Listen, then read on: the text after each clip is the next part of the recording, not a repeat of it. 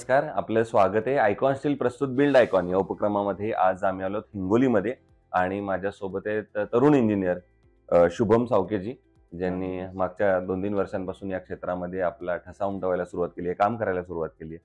तो त्यांच्या आजवरच्या या प्रवासाबद्दल, अनुभवाबद्दल आज आपण त्यांच्याशी बिल्ड आयकॉन या प्लॅटफॉर्मवर गप्पा मारणार आहोत. सगळ्यात आधी मला विचारायचं ते म्हणजे तुमच्या शैक्षणिक पार्श्वभूमीबद्दल. म्हणजे तुमची शाळा कुठली होती, कॉलेज कुठलं होतं आणि सगळ्यात महत्त्वाचं म्हणजे सिव्हिल इंजिनिअरिंग हे फील्ड निवडण्यामागची प्रेरणा कोणाची होती? प्रेरणास्थान कोण होतं ज्यांच्यामुळे तुम्ही या फील्डमध्ये आलात? काय सांगाल? सुरुवातीला माझं शिक्षण माझ्या गावीच झालं. हं. 1ली ते 4थी पर्यंत प्राथमिक शाळेत झालं, जिल्हा परिषदमध्ये ताकतोडा या गावी. त्यानंतर 5वी नंतर मी इथं आलो हिंगोलीला.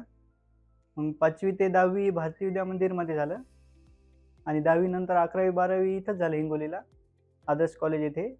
आणि त्यानंतर मग मी बी सिव्हिल करण्याचा निर्णय घेतला आणि तोही इथेच केला, खुराना सावंत या कॉलेजमध्ये. पण प्रेरणा कुणाची होती त्याच्या मागं? आणि त्यामध्ये प्रेरणा अशी होती की आमचं बांधकाम चालू होतं 2006-07ला. तेव्हा मी बांधकामावर पाणी टाकणं, लक्ष देणं हे असं करता करता मला ती आवड निर्माण झाली सिव्हिलची. आणि त्यांनी असं रिकमेंड केलं की बी सिव्हिल हे बेस्ट राहील तुझ्यासाठी. पहिलीच तुला इंजिनिअरिंगची आवड असल्यामुळे तू इंजिनिअरिंगमध्येच जा आणि त्यातल्या त्यात सिव्हिलमध्ये जा, असं ते तिथले मिस्त्री वगैरे म्हणत होते. कारण की मी त्यांना असं एक गाईड सारखं करत होतो, समजा हे गाईड असं करायचं, तसं करायचं असं. तर त्यामध्ये त्यांना असं लक्षात आलं की हा पुढे भविष्यात जाऊन बी सिव्हिल इंजिनियर हा होऊ शकतो. मग त्या माध्यमातून मी प्रयत्न केला बी सिव्हिल करण्याचा.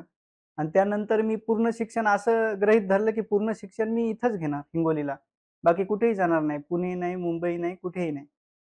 मग त्या माध्यमातून इथे कॉलेज होतं आणि कॉलेज असल्यामुळे मग माझा नंबर इथंच लागला आणि मी इथंच कॉलेजला जॉइन झालो. वाह!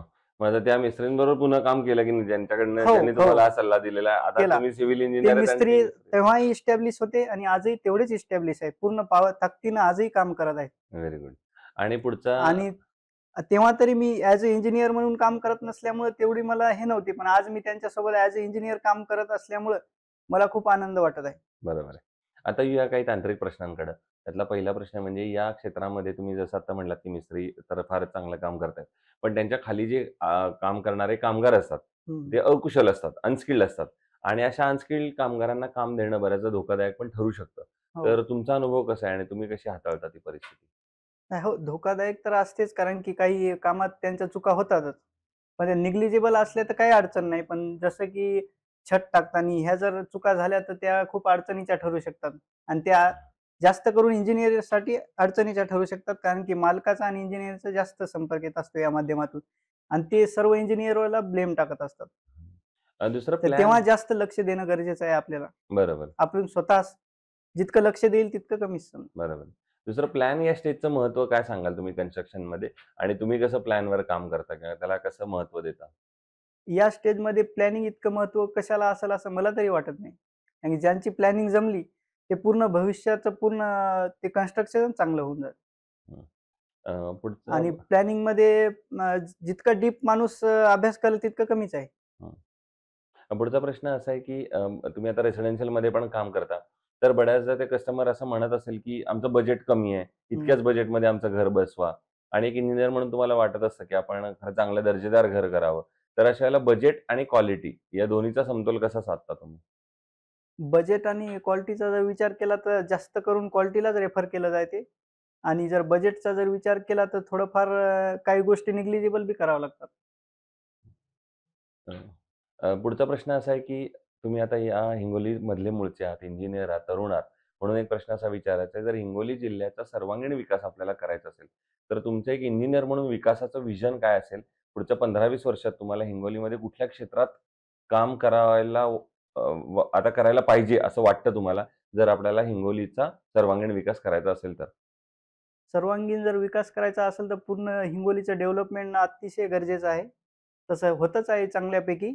पण पुन्हा जर जास्त त्यात जर भर टाकायची म्हणलं तर बिल्डिंग वगैरे चांगल्या-चांगल्या असल्या, समजा बिल्डिंग झालं जसं की एन-टी-सी तयार झाली.